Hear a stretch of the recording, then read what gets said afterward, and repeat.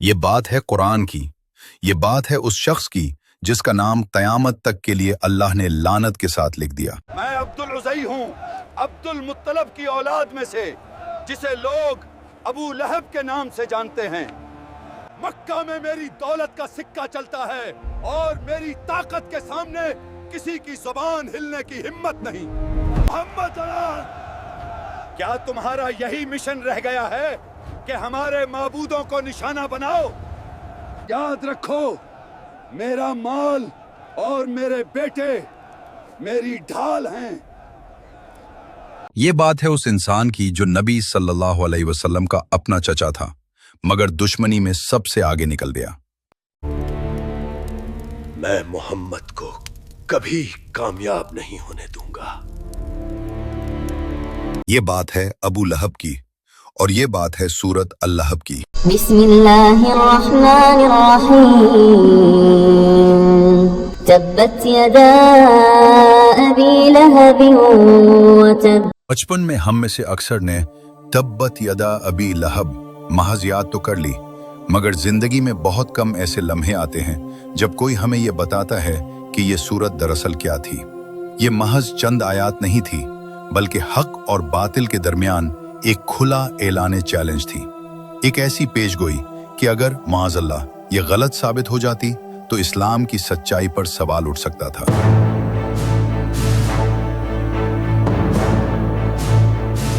تو سوال یہ ہے، سورت اللہب کے نزول کا اصل پس منظر کیا تھا؟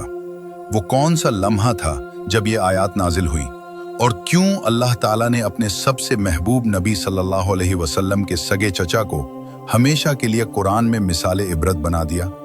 یہ کہانی صرف ایک شخص کی مخالفت کی نہیں، بلکہ حق کے مقابل کھڑے غرور، تکبر اور دشمنی کے انجام کی داستان ہے۔ قرآن کی تاریخ میں یہ ایک واحد صورت ہے جس میں اللہ نے ایک زندہ انسان کا نام لے کر اس کا انجام سنا دیا، نہ اشارہ، نہ کنایا، سیدھا نام، تبت یدا ابی لہب وتب۔ لیکن یہ صورت کب نازل ہوئی، کیوں نازل ہوئی، اور آج ہماری زندگی سے اس کا کیا تعلق ہے؟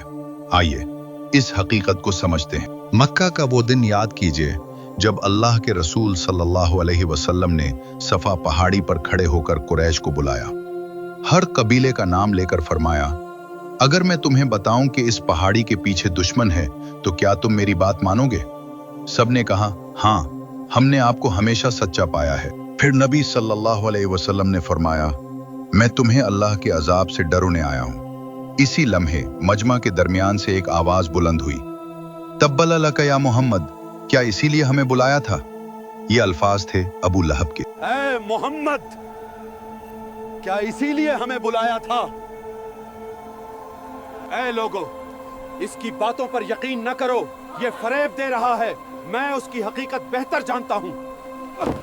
یہیں سے دشمنی صرف دل تک محدود نہ رہی بلکہ زبان پر آ گئی، اور اسی توہین پر آسمان سے جواب نازل ہوا، تبت یدا ابی لہب وتب ما اغنى عنه ماله وما كسب سيصلى نارا ذات لهب وامرأته حمالة الحطب في جيدها حبل من مسد۔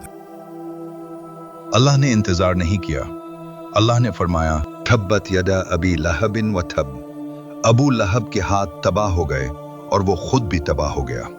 یہ محض بددعا نہیں تھی، یہ اللہ کا حتمی فیصلہ تھا۔ آیت نمبر 1 کی وضاحت، تبت یدا صرف ہاتھوں کی بات نہیں، عربی زبان میں ہاتھ طاقت، مال اور کوشش کی علامت ہوتے ہیں۔ گویا اللہ نے فرمایا، تیری ہر کوشش ناکام، تیرا ہر منصوبہ ختم۔ میرا مال، میری طاقت، مجھے کون نقصان پہنچا سکتا ہے؟ آیت نمبر 2، مال اور نسب کا غرور، ما اغنی عنہ مالہ وما کسب، نہ اس کا مال کام آیا، نہ اس کی کمائی، نہ اس کا خاندان، نہ اس کا نسب۔ ابو لہب یہ سمجھتا تھا کہ میں نبی صلی اللہ علیہ وسلم کا چچا ہوں، میں امیر ہوں، میں بچ جاؤں گا، لیکن اللہ نے واضح کر دیا، اللہ کے ہاں رشتہ نہیں، ایمان چلتا ہے۔ آیت نمبر 3، آگ کا انجام، سیصلی نارا ذات لہب، وہ بھڑکتی ہوئی آگ میں جھونک دیا جائے گا۔ یہاں لہب کا لفظ ابو لہب کے نام سے بھی جڑا ہوا ہے، گویا اللہ فرما رہا ہے، जो दुनिया में आग बनकर जला वो आखिरत में आग में जलेगा। उम्मी जमील वम्रअतुहु हम्मालतल हतब, इसकी बीवी उम्मी जमील वो सिर्फ घर में साथ देने वाली न थी बल्कि नबी सल्लल्लाहु अलैहि वसल्लम के रास्ते में कांटे बिछाने वाली थी। फितने फैलाती, चुगलखोरियां करती और नबी सल्लल्लाहु अलैहि वसल्लम को तकलीफ देती थी। इस रास्ते से गुजरना मोहम्मद के लिए आसान नहीं होगा। इसीलिए अल्लाह ने फरमाया फी जीदिहा हब्लुन मिन मसद, उसकी गर्दन में बल खाई हुई रस्सी होगी जो जबान से लोगों को बांधती रही, आखिरत में खुद बांधी जाएगी। सूरत अल-लहब की सच्चाई। जब ये सूरत नाजिल हुई उस वक्त अबू लहब जिंदा था। वो चाहता तो जबान से कह देता मैं ईमान ले आया हूं, लेकिन वो ऐसा न कर सका। ये कुरान का एक जिंदा मोजज़ा है कि अल्लाह का कलाम कभी गलत साबित नहीं हुआ। आज के दौर से ताल्लुक, आज भी दुनिया में बहुत से अबू लहब मौजूद हैं जो दीन का मजाक उड़ाते हैं, जो हक के खिलाफ बोलते हैं और सच सुनकर भी गुरूर नहीं छोड़ते।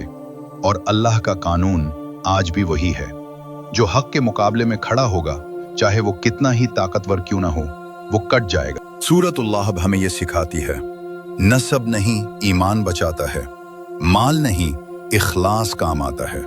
दुश्मनी का अंजाम सिर्फ तबाही है और ये भी कि अल्लाह अपने नबी सल्लल्लाहु अलैहि वसल्लम की इज्जत खुद बचाता है। जब भी आप सूरत अल-लहब पढ़ें, याद रखिए ये सिर्फ अबू लहब की कहानी नहीं, ये हर उस शख्स का अंजाम है जो हक के मुकाबले में खड़ा होता है। बत यदा अबी लहबिन व तब। जज़ाकल्लाह खैर। अस्सलामु अलैकुम।